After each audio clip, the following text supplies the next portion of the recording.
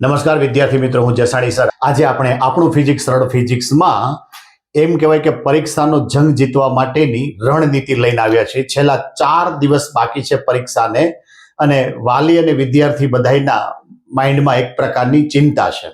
તો જેવી રીતે કોઈ કાર્ય માટે બરોબર કોઈ યુદ્ધ માટે ચોક્કસ પ્રકારની રણનીતિ અપનાવવી પડે, એવી જ રીતે આપણે એક્ઝામની સફળતા માટે સારામાં સારા માર્ક્સ લેવા માટે ચોક્કસ પ્રકારની રણનીતિ માટે આપણે આયોજન કરવું પડે.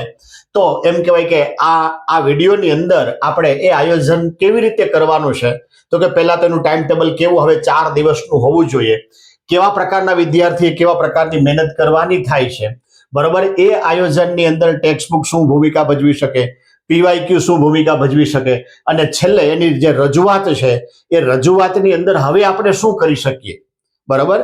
તો આનો જે કાંઈ ફૂલ વિડીયો છે એ અમારી યુટ્યુબ ચેનલમાં ઉપલબ્ધ છે. તો આ વિડીયો દરેકે દરેક વિદ્યાર્થીને ફાયદાકારક થાય માટે બોર્ડના જે વિદ્યાર્થી છે ધોરણ 10 અને ધોરણ 12 science, commerce, arts, English medium, Gujarati medium, આ બધા વિદ્યાર્થીને ફાયદાકારક થાય એ માટે અમારી જે ચેનલ છે એ ચેનલને લાઇક, શેર અને સબસ્ક્રાઇબ કરવાનું પણ ભૂલતા નહીં.